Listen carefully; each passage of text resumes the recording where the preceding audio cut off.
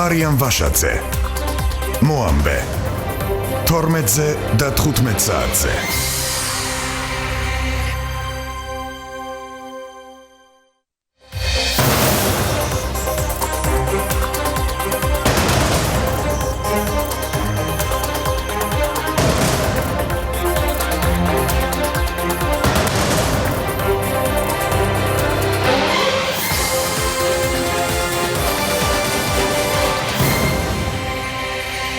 როგორ იქნება მთავრობის ახალი შემადგენლობა მინისტრობის კანდიდატები შესაძლოა დღეს დასახელდნენ კონსულტაციები ქართული ოცნების ოფისში. შინაგან საქმეთა სამინისტრომ ქურდული სამყაროს წევრობის ბრალდებით 6 პირი დააკავა. კვლევა, რომელიც უსაფრთხოების სფეროში დემოკრატიული რეფორმების განხორციელებას გულისხმობს, როგორია არასამთავრობო სექტორის შენიშვნები და რეკომენდაციები. მოგესალმებით, ეთერშია მოამბე 12 საათზე ახალ ამბებს მარიამ ვაშაძე გაგაცნობთ. მინისტრთა ახალი კაბინეტის სავარაუდო შემადგენლობა შესაძლოა დღეს გახდეს ცნობილი. ამ წუთებში პარტია ქართული ოცნების ოფისში პრემიერობის კანდიდატი მამუკა ბახტაძე საპარლამენტო უმრავლესობის წევრებს ხვდება და კონსულტაციებს მართავს. შორენა ხვიჩია განავრცობს თემას ახლა მოამბის ღია ეთერში. შორენა გისმენთ. დაახლოებით 1 საათის წინ დაიწყო შეხვედრა და მე უკვე ვხედავ, რომ ქართული ოცნების ოფისთან რამდენიმე დეპუტატის მანქანა ამრის მობილიზებული ავტოსადგომიდან ისინი რამდენიმე მათგანი ტოვებს უკვე ტერიტორიას, შესაბამისად ეს იმას ნიშნავს, რომ ეს შეხვედრა უკვე სრულდება და რამდენიმე წუთში, როგორც არის დაანონსებული, როგორც ჩვენთვის არის ცნობილი, პრემიერ-მინისტრობის კანდიდატი მამუკა ბახტაძე მედიისთვის გააკეთებს კომენტარს.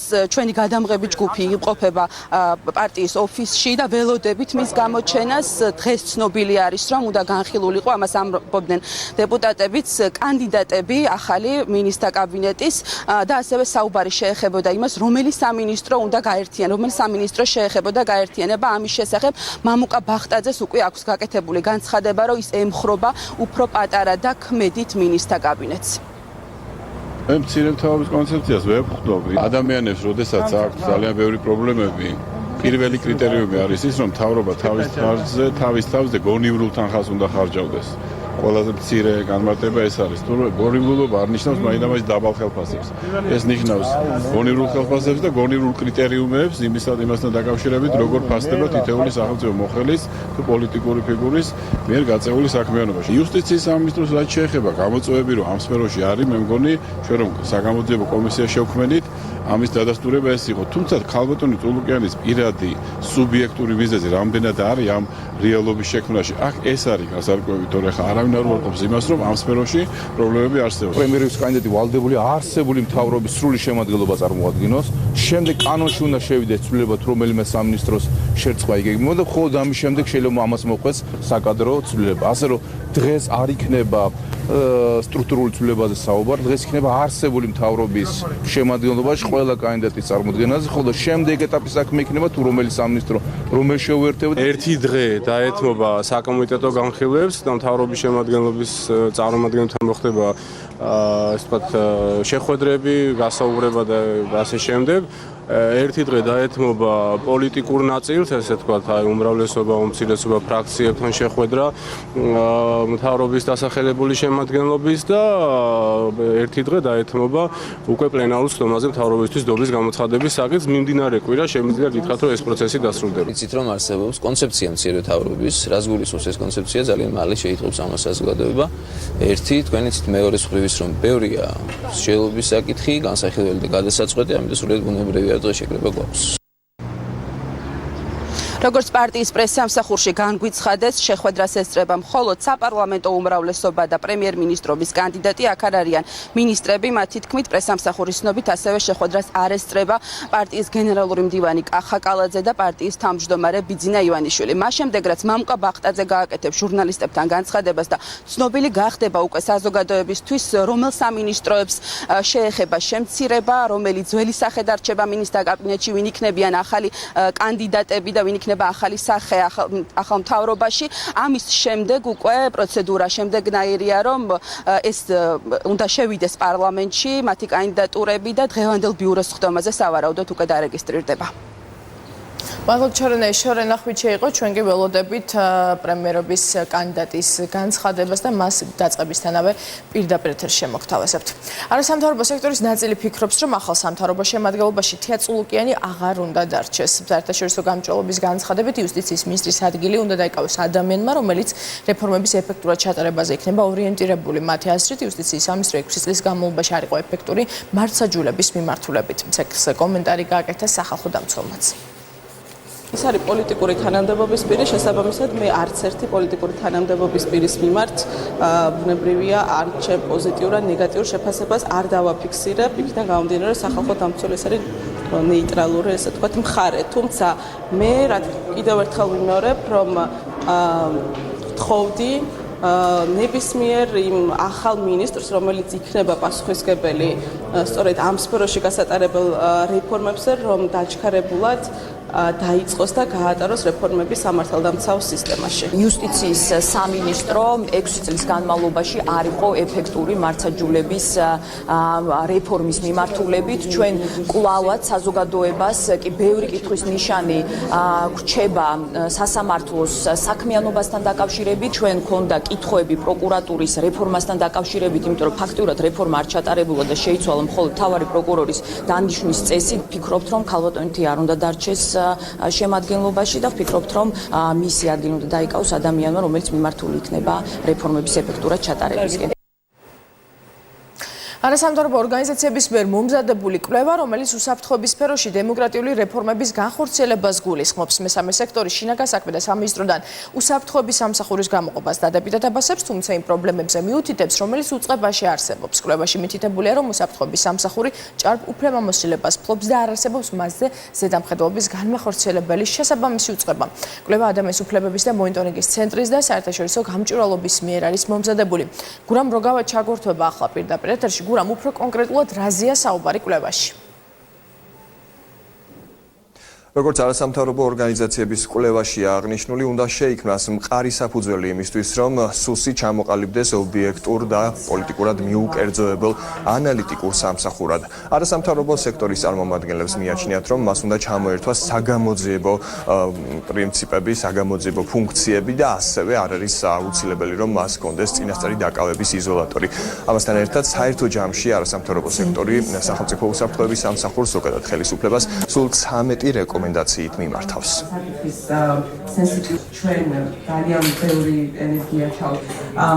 კვლევაში ჩვენ ცალსახად აღნიშნავთ, რომ 2015 წელს უსაფრთხოების სამსახურის გამოყოფა შინაგან საქმეთა სამინისტროსგან იყო მნიშვნელოვანი და პოზიტიური ნაბიჯი, თუმცა სამწუხაროდ ამდენი წლის განმავლობაში სხვა თანმდევი რეფორმები ვერ ვნახეთ, რომელიც უზრუნველყოფდა უსაფრთხოების სექტორის პოლიტიკური ნეიტრალიტეტის გაზრდას, დამოუკიდებლობის გაზრდას და საპარლამენტო ანგარიშვალდებულების გაზრდას. ამ მიმართულებით არის სერიოზული პრობლემები, რომელზეც საუბარია კვლევაში. ვფიქრობთ, რომ სუს არ უნდა ჰქონდეს საგამოძიებო ფუნქცია, ეს უნდა იყოს უფრო მეტად ანალიტიკური სამსახური. ჩვენ ასევე ვფიქრობთ, რომ ძალიან მნიშვნელოვანია, რომ მას არ ეხებოდეს კორუფციასთან ბრძოლის საკითხები, ეს არც ერთ ქვეყანაში და საერთაშორისო პრაქტიკაში ჩვენ არ ხვდება, ასევე ძალიან მნიშვნელოვანია გაიზარდოს მათი გამჭვირვალობის სტანდარტი. გამოწვევა არის ის, რომ თავად სუსის უფროსის დანიშვნა გათავისუფლების წესი არის აბსოლუტურად პოლიტიზირებული და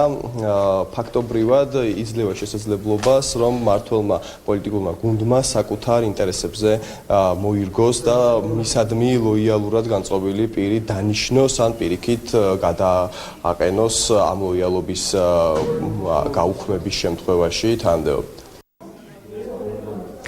არასამთავრობო ორგანიზაციების რეკომენდაციებს იზიარებენ ოპოზიციის წარმომადგენლები, რომლებიც აქვე აღნიშნავენ, რომ საპარლამენტო კონტროლი საკმაოდ სუსტი და არაეფექტურია სუსის საქმიანობასთან დაკავშირებით. საპასუხოდ კი საპარლამენტო უმრავლესობამ აღნიშნა, რომ ცვლილებათა გარკვეული პროექტი უკვე მზად არის და ისინი დამატებით უკვე არასამთავრობო სექტორის ასე ვთქვათ რეკომენდაციებს გაითვალისწინებენ და მოისმენენ ამ რეკომენდაციებს მთელი დღის განმავლობაში. ვფიქრობ, რომ საკმაოდ კონსტიტუცია თქმა უნდა ვიზიარებთ იმ შენიშნებს არის გამოთქმული ამ კვლევაში, თუმცა დავამატებდი ერთ რამეს, რომ ჩვენი უაღრესად ბიუჯეტის კვალობაზე სუსა საკმაოდ დიდი ოდენობის ხარჯები და მათი რესურსები, ფინანსური და ადამიანური რესურსები ძირითადად მიმართულია პოლიტიკური ოპოზიციის დევნაზე, მოსმენებზე. დაინიცირებული გვაქვს რეგლამენტის ახალი პროექტი, რომელიც ემსახურება სწორედ ამას, ანუ პარლამენტის საზედამხედველო ფუნქციის განხორციელებას. როდესაც ამ პროექტს ვამზადებდით ამ პერიოდში ჩვენ გავიარეთ ძალიან ბევრი კონსულტაცია, მათ შორის ყველა ორგანიზაციასთან, ვისაც გააჩნია და ყველა ადამიანთან, ვისაც გააჩნია ინტერესი და ექსპერტიზა საპარლამენტო საქმიანობის. ვფიქრობ, რომ ახალი რეგლამენტით ძალიან ბევრი რამ, რაც რეკომენდაციებში არის მოცემული, არის პასუხგაცემული და ვფიქრობ, რომ გვარდება. აქ არის საუბარი საგამოძიებო ფუნქციებზე, აქ არის წინასწარი დაკავების იზოლატორის ქონაზე, თუ არ ქონაზე, აქ არის საუბარი ანტიკორუფციული მიმართულებით გამოძიების არ ქონაზე ამ სამსახურში, რა თქმა უნდა, ეს შეიძლება ყველაფერი გადათამაშდეს, თუმცა კიდევ ერთხელ ვამბობ, რომ ამისთვის საჭიროა მთლიანად მოდელის განსაზღვრა ქვეყნის მასშტაბით, არა რაღაც კონკრეტული. თუკი ჩვენ კონკრეტულ სამსახურს ჩამოვართმევთ ძალაუფლებას, ეს ძალაუფლება ვერ დაიკარგება ვერსად, უნდა გადანაწილდეს სხვადასხვა ინსტანციებზე. ასე რომ გლობალურ ჭრილში ეს შესახედი და არა მხოლოდ ერთი უწყების ჭრილში. დემოკრატიული რეფორმები უსაფრთხოების სექტორში. კვლევის პრეზენტაცია სწორედ ამ წუთებშიც გრძელდება და კვლევას ესწრებიან როგორც ოპოზიციის, ასევე ხელისუფლების წარმომადგენლები, ასევე ამერიკის შეერთებული შტატებისა და სხვა პარტნიორი ქვეყნების საელჩოს წარმომადგენლები, ასევე კვლევას, როგორც თქვენ ნახეთ, ესწრება სახელმწიფო უსაფრთხოების სამსახურის ხელმძღვანელის მოადგილე და ის აღნიშნავს, რომ მზად არის დღეს გაჟღერებულ რეკომენდაციებს მოусმინოს და საპასუხოდ უკვე საკუთარი პოზიციაც და გააჟღეროს ამ შეხვედრაზე. მე გეტყვით, რომ კონფერენცია მთელი დღის განმავლობაში გაგრძელდება. ბაზოთ გურამ ეს გურამ როგავა იყო. შინაგან განსაქმეთა სამინისტრომ ბოლო პერიოდში ეგრეთ წოდებული ქურდული სამყაროს წევრების ბრალდებით 6 პირი დააკავა მოსამართლის განჩინების საფუძველზე ზესტაფონში. ეგრეთ წოდებული ქურდული სამყაროს წევრების ბრალდებით 3 პირი დააკავეს. გამოძიებით დადგინდა, რომ ბრალდებულები აღიარებენ ეგრეთ წოდებულ ქურდულ სამყაროს. ისინი მონაწილეობას იღებდნენ ეგრეთ წოდებულ ქურდულ გარჩევებში და აქტიური კავშირი ჰქონდათ უცხოეთში მყოფ ქართველ ეგრეთ წოდებულ კანონიერ ქურთთან ფრიდონ სულაქველიძესთან, მეტსახელად პაწუასთან. ასევე ეგრეთ წოდებული ქურდული სამყაროს წევრების ბრალდებით დაკავებულია წარსულში სხვადასხვა მძიმე დანაშაულისთვის დასამართლები 2 პირი. გამოძიება მიმდინარეობს საქართველოს სისხლის სამართლის კოდექსის 223 პრიმა მუხლის პირველი ნაწილით, რაც ქურდული სამყაროს წევრობას გულისხმობს.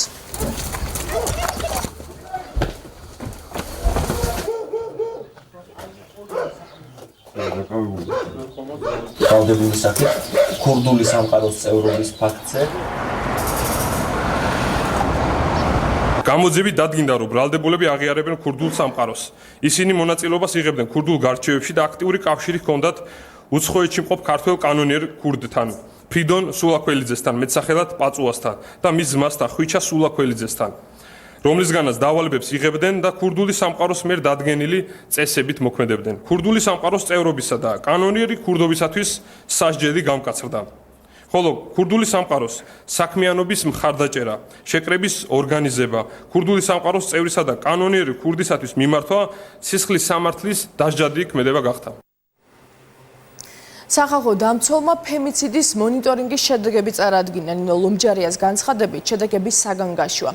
მისი ინფორმაციით, ბოლო 3 წლის განმავლობაში ოფიციალურად 40 ქალის მკვლელობაა დადასტურებული. სახალხო დამცველის განცხადებით გაზრდილია ქალების მხრიდან საგამოძიებო უწყებისთვის მიმართვის ფაქტებით, თუმცა ლომჯარია ამბობს, რომ მნიშვნელოვანია რა რეაგირება მოყვება გამოძიების მხრიდან ამ ფაქტებს. ანგარიშის შედეგებს სახალხო დამცველი არასამთავრობო ორგანიზაციებს აცნობს. საქმეების დიდი ნაწილი რაც ჩვენ გავაანალიზეთ, რითიც დასრულდა ქალთა მკვლელობებით, ქალებს მეტწილად მიმართული ჰქონდათ სამართალდამცავი უწყებებისათვის. შესაბამისად, მიუხედავად იმისა, რომ შემაკავებელი ორდერის გამოწერის მაჩვენებელი არის გაზრდილი, სამწუხაროდ არ ხდება ეფექტურად შემდეგ შემთხვევათა მონიტორინგი, რამდენად საჭირო იყო ან საკმარისი იყო განხორციელებული ან გამოწერილი შემაკავებელი ორდერი. მნიშვნელოვანია, რომ პარლამენტმა დაიწყოს ხელახალი განხილვა ამ თემაზე. ჩვენ თუ გვინდა სისტემური ცვლილება გულისხმობს ასევე ფემიციდის კანონის არსებობას ქვეყანაში, რომელიც მოცემული რეალობიდან არის პრინციპში გამოსავალი დღეს. ხალხმრავლობა ოზურგეთის გამგეობის წინ ამ წუთებში საკრებულოს წევრის ბესო ქათამაძის მხარდამჭერები და ნაციონალური მოძრაობის წევრები აქციის გასამართად ემზადებიან. ისინი ქათამაძის ცემის ფაქტს აპროტესტებენ და ინციდენტში მონაწილე ყველა პირის დასჯას ითხოვენ. ადგილზე მობილიზებულია პოლიცია.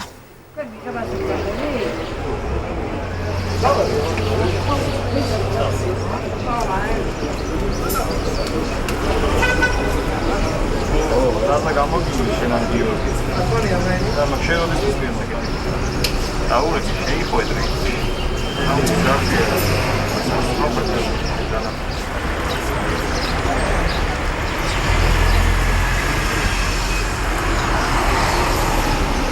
ჩვენ ვიტყოთ რომ აუცილებლად დატოვოს თანამდებობები იმ პირებმა, ვინც ჩაიდინეს ეს დანაშაული, რადგან ეს კონკრეტული ადამიანები გარდა იმისა, რომ არიან საკრებულოს დეპუტატები და წევრები, მათ უკავიათ კონკრეტული თქვათ მაღალი პოზიციები. გუშინ იცით რომ ბესოქათამაძეს შეუთვალეს რომ გამოიყვანებენ იმ ხალხს, ვინც ცემა და მას მიეცემოდა საშუალება ფიზიკურად გასწორებოდა მათ, ისინი ხელს არ გაანძრევდნენ.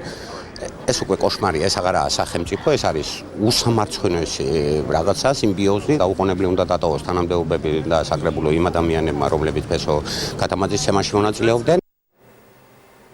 შრომითი უფლებების და საერთაშორისო სტანდარტების თემატიკაზე თბილისში ორდღიანი კონფერენცია გაიხსნა. საზოგადოებრივი მომსახურების ევროპული პროფკავშირების ყოველწლიურ სუბრეგიონულ შეხვედრაში 9 ქვეყანა მონაწილეობს. შეხვედრაზე განიხილება საქართველოს შრომის კანონმდებლობა და საჯარო თუ კერძო სექტორში დასაქმებულ და უფლებრივი მდგომარეობა.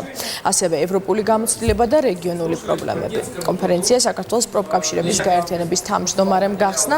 საზოგადოების წინაშე სიტყვით წარსდგა საზოგადოებრივი მომსახურების ევროპული პროფკავშირების გენერალური მდივანიც.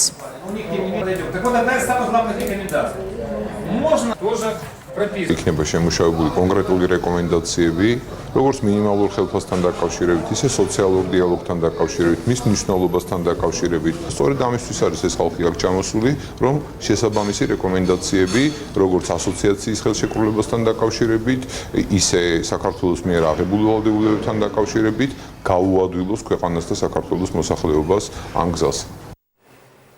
ამ წუთებში იუსტიციის უმაღლესი საბჭო ამერიკის იუსტიციის დეპარტამენტის პროგრამას სასამართლოს მრჩევლის პრეზენტაციას ისმენს. პროგრამის მიზანი სასამართლო სისტემის გაძლიერება.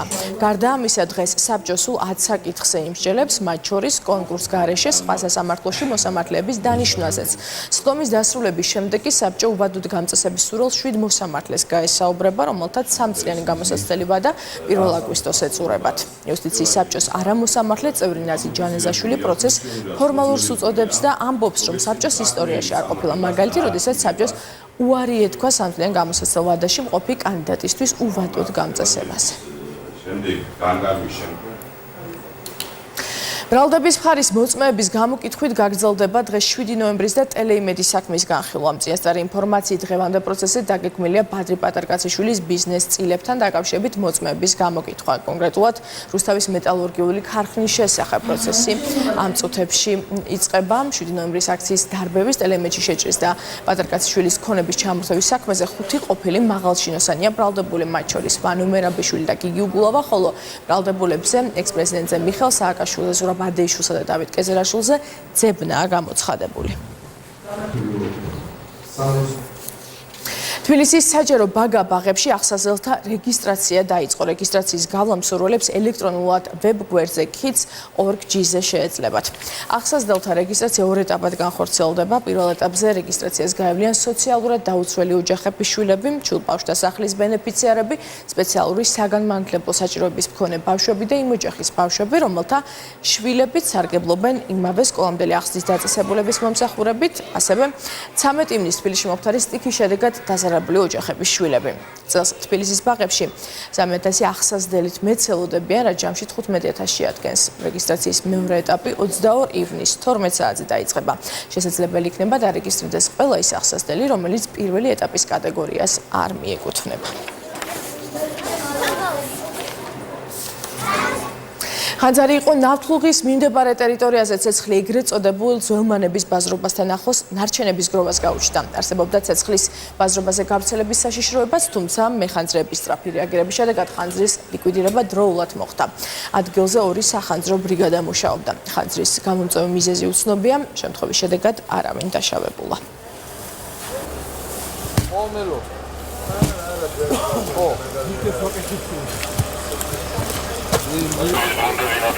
მოულელი იყო და იყრებოდა ახლა უნებრივად ნაგავია თვითონ ქარსაც მოგქონდა ცოტა რაღაცა კედი ხო დარჩა იქ ნაგავი არა რომ აიღეს იქ აღანა და ამ იმას ნაგავს ეწყობა მოეკიდა მეზობლის კივილმა გამაღვიძა და რო გამოვედი ყვირო და მიშველეთ ოდეს გვაუარებელი ცეცხლი იყო. ძირითადად პლასმასი იყო, ძველი ტელევიზორები შლებოდა და ეს ალბათ მეტი რა ვიცი, ისეთი არაფერი არ იყო ახლა აქ რო ვთქვათ აქ ხალხი ვაჭრობს, მუშაობს, პურის ფულს აკეთებს და ახლა შეგნებულად ამას არავინ არ გააკეთებდა. ავტოსაგზაო შემთხვევა მოხდა ღამით ვარაზის ხევში თვითმხილველების განცხადებით ბემბეს მარკის ავტომობილმა მელიქიშვილის გამზირის მხრიდან მოძრაობის საწინააღმდეგო მიმართულებით გადაადგილება სადარად როსაც ვარაზის ხევიდან ამომავალ ავტომობილს შეეჯახა. ადგილზე მობილიზებული იყო საპატრულო პოლიცია და სასწრაფო დახვანების ჯგუფი მომხდარის შედეგად არავინ დაშავებულა. მშინაგან საქმეთა სამინისტროში აცხადებენ, რომ სამართალდამცველი მძღოლი ადმინისტრაციული წესით დააჯარიმეს.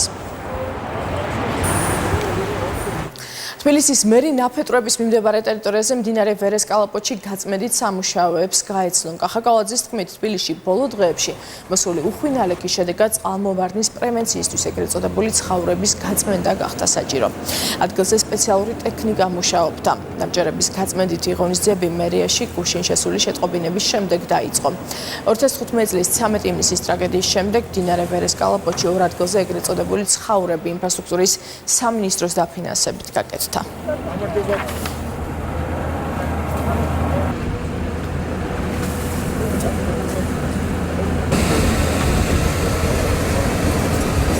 შემოვიდა შეტყობინება მერიაში, რომ მდინარე ვერეზე ნატანდამჭერზე არის მომატებული ოდენობით დაგროვებული ნატანი და აწეულია წყლის დონე, რაზეც მოახდინეთ რეაგირება, მობილიზებული არის ყველა საჭირო ტექნიკა და ხდება აღწევული ნატანის გამოტანა იმისთვის, რომ მდინარემ შეძლოს თავისუფლად მოძრაობა და თავიდან ავერიდოთ რაიმე თეორიული რისკებიც კი წყლის მოვარდნის. აქ არის დამონტაჟებული სპეციალური ცხაურები, რომელიც არის შემაკავებელი იმ ჭუჭყის ნაგავის, რომელიც ამ მდინარეს ჩამოაგდა. უხვი ნალექი, რომელიც იყო ბოლო დღეების განმავლობაში, ხედავთ თუ რა რაოდენობის ხის მორები არის დაგროვებული და შესაბამისად მიმდინარეობს ეს გაწმენდითი სამუშაოები, რომ ჩვეულებრივად უკვე მდინარის გატარება იყოს შესაძლებელი. გაუდაბნოებასთან ბრძოლის საერთაშორისო დღესთან დაკავშირებით დედოფლისწყაროში ქარსაფალი ზოლის მოვლა აღდგენითი სამუშაოები ჩატარდა. გარემოსდაცვითი ინფორმაციის და განათლების ცენტრის მიერ ორგანიზებულ ღონისძიებაში მონაწილეობა სტუდენტებმა მიიღეს. საქართველოში მიწის დეგრადაციის პრობლემა ყველაზე მეტად კახეთში, ქვემო და შიდა ქართლში დგას. სწორედ ამიტომ სამინისტროს ინიციატივით და გლობალური გარემოსდაცვითი ფონდის ფინანსური დახმარებით დედოფლისწყაროში ქარსაფარი ზოლების გაშენების პროცესი დაიწყო. ამ დღესთან დაკავშირებით გაუდაბნოებისა და მიწის დეგრადაციის საკითხებსა და ამ კუთხით არსებულ გამოწვევებზე დედოფლისწყაროში სხვადასხვა ღონისძიება ჩატარდა. ამ თემებზე ინფორმაცია ადგილობრივმა მოსახლეობამ მიიღო.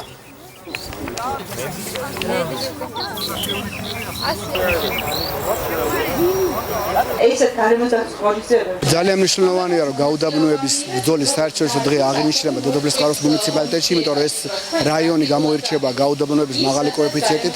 დღეს ჩვენ ნახეთ, როგორ ხორციელდება საპილოტო პროექტები ამ მიმართულებით, როგორ დარგეს ქარსაცავის ზოლები, ნახეთ, როგორ ხდება მისი მოვლა, ასევე ნახეთ, როგორ ხდება თესტბრუნვა, ისეთ როგორც საპილოტო პროგრამა, რომ ხელი შეუწყოთ მიწის ნაყოფიერების ამაღლებას. ჩვენ მოვინახულეთ 6 ჰექტრამდე გაშენებული ქარსაფარი ზოლები, რომელიც დაახლოებით 650 ჰექტარ მიწას დაიცავს და ამ ქარსაფარი ზოლებისაგან სარგებელს ნახავს 100 ფერმერი. ასევე შევძელით, რომ დავხმარებოდით 21 ფერმერს. დაახდება ქვეყნის ფარგლებს გარეთ. მაკედონიაში ქვეყნის სახელწოდების შეცვლის შემდეგ გამართულ დემონსტრაციაზე სამართალდამცავებმა ცრემლსადენი გაზი გამოიყენეს. სკოპიაში აქცია ორი ქვეყნის საგარეო საქმეთა მინისტრების მიერ ისტორიულ შეთანხმებაზე ხელმოწერიდან რამდენიმე საათში გაიმართა. მშვიდობიანი დემონსტრაცია სამართალდამცველებსა და აქტივისტებს შორის შეტაკებაში გადაიზარდა. პარლამენტის შენობის წინ დემონსტრანტები სამართალდამცველების მიმართულებით ბოთლებს და ქვებს ისროდნენ. პოლიციამ ვითარების გასანეიტრალებლად ცრემლსადენი გაზი გამოიყენა.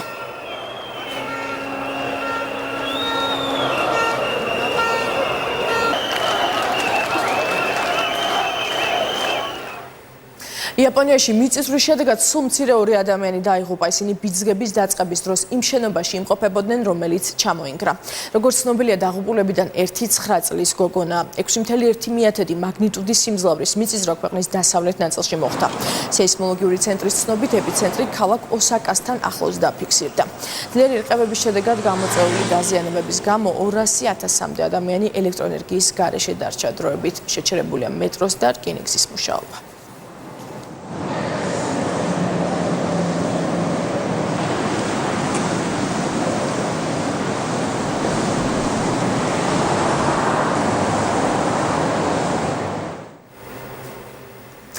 კოლუმბიას ახალი ლიდერი ყავს ლათინური ამერიკის სახელმწიფოში საპრეზიდენტო არჩევნების მეორე ტურში პარტია დემოკრატიული ცენტრის წარმომადგენელმა ივან დუკემ გაიმარჯვა.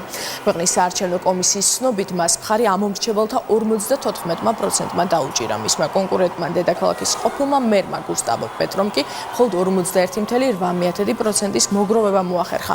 ახლა 41 წლის ახალი პრეზიდენტი ხელისუფლებასა და ამბოხებულების დაჯგუფებას შორის მიღწეულ შეთანხმებაში გარკვეული ცვლილებების შეტანას აპირებს. საზოგადოების ნაწილი მიიჩნევს, რომ ასეთმა ნაბიჯმა შესაძლოა ნახევარ საუკუნოვანი სამოქალაქო კონფლიქტის დასრულებას ხელი შეუშალოს. მოძრაობა თალიბანმა ავღანეთის ხელისუფლებასთან ცეცხლის შეწყვეტის შეთანხმების გახანგრძლივებაზე უარი თქვა. რამდენიმე დღიანი შეთანხმება, რომელიც ისლამურ დღესასწაულთან ბაირამთან დაკავშირებით დაიდო, ოფიციალურად გუშინ ღამით დასრულდა. თალიბანის წევრებმა ხელისუფლების მიერ კონტროლირებადი ტერიტორიები მზის ჩასვლის შემდეგ დატოვეს. მოძრაობა თალიბანის გადაწყვეტილებამდე ქვეყნის პრეზიდენტი აშრაფ ღანი ცეცხლის შეწყვეტის შეთანხმების გახანგრძლივების ინიციატივით გამოვიდა.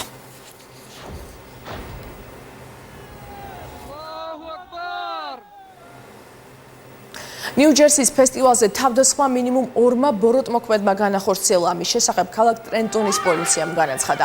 პოლიციამ ერთი ეჭვმიტანილის ლიკვიდაცია ადგილზე მოახერხა. მეორე თავდასხმელი კი წინასწარი დაკავების იზოლატორში გადაიყვანა. ნიუ-ჯერსის შტატის ქალაქ ტრენტონში ხელოვნების ფესტივალზე უცნობმა მამაკაცებმა ცეცხლი ადგილობრივი დროით 15 საათზე გახსნეს. შედეგად მინიმუმ 22 ადამიანი დაიჭრა, მათგან 3-ის მდგომარეობა კრიტიკულია. თავდასხმის მოტივი ამ დრომდე უცნობია.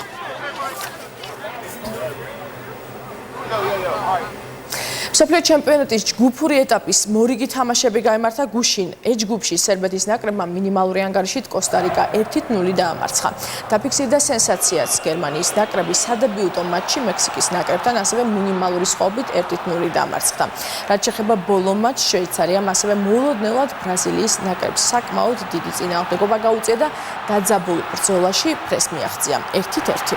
დღეს ჯგუფური ეტაპის მორიგი ტურის მატჩები გაიმართება, სადაც ერთმანეთს შვედეთი, სამხრეთ კორეა, ბელგია, პანამა, ტუნისი და ინგლისი შეხვდებიან. მატჩებს საზოგადოებრივი მაუწყებელი პირდაპირ ეთერში შემოგთავაზებთ.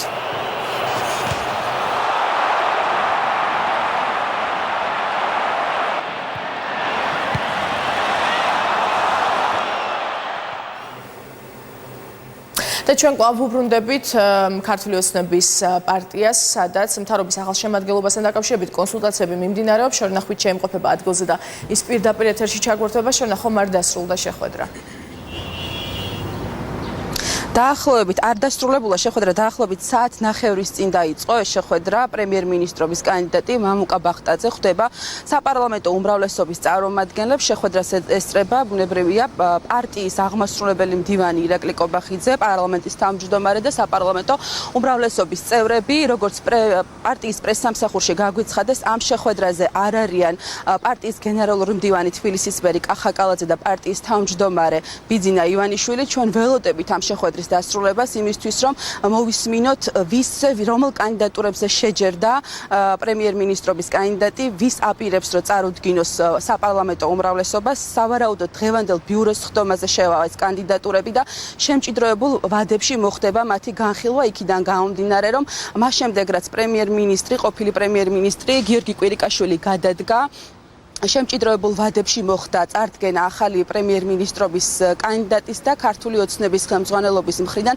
თავიდანვე იყო გაცხადებული, რომ რაც შეიძლება მალე საქართველოს უნდა ყავდეს ახალი მინისტრთა კაბინეტი. მამუკა ბახტაძის პოზიცია ჩვენ ვიცით წინასწარ, რომ ის აპირებს რამდენიმე სამინისტროს შეერთება, შესაბამისად მინისტრების რაოდენობაც შემცირდება, რომელ სამინისტროს შეეხება ეს ცვლილება რამდენიმე ვარაუდი გავრცელდა, თუმცა დადასტურებული ინფორმაცია ჯერჯერობით ამ ეტაპზე ამ თემაზე ჩვენ არ გაგვაჩნია. ველოდებით ამ შეხვედრის დასრულებას. ჩვენ ვიცით, როგორც პრესსამსახურში განგვიცხადეს, შეხვედრის დასრულების შემდეგ განცხადებას გააკეთებს პრემიერ-მინისტრობის კანდიდატი მამუკა ბახტაძე. ჟურნალისტებთან ასევე გამოვლენ საპარლამენტო უმრავლესობის რამდენიმე ლიდერი. მას შემდეგ რაც საზოგადოებისთვის გახდება ცნობილი, ვინ იქნებიან ახალ მინისტრთა კაბინეტში, უბრალოდ ვის წარადგენს პრემიერ-მინისტრობის კანდიდატი, როგორც არის პროცედურა პარლამენტის წინაშე. ამის შემდეგ ის შევა დღევანდელ ბიუროს ხდომაზე და დაიწყება უკვე საკომიტეტო განხილვები, როგორც წესი, ჩვენ როგორც გვაქვს გამოცდილება, თემატურად მიმდინარეობს ხოლმე, ანუ დაჯგუფდება ეკონომიკური თემები, ადამიანის უფლებების თემები, ძალოვანი სტრუქტურების წარმომადგენლები სხვადასხვა კომიტეტებთან გამართავენ შეხვედრებს. ამის შემდეგ იქნება შეხვედრა უმცირესობასთან, საპარლამენტო უმცირესობასთან, საპარლამენტო უმრავლესობასთან, სხვა ოპოზიციური პარტიების წარმომადგენლებთან და კვირის ბოლოს ჩვენ უკვე ველოდებით, რომ სესიაზე მოусმენენ ახალ მინისტრთა კაბინეტს და დაამტკიცებენ მათ შემადგენლობას.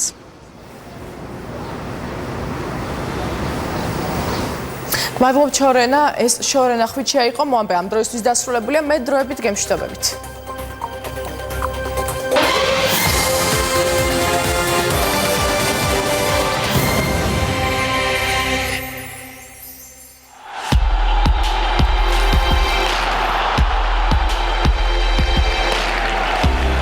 ის რაც გვაერთიანებს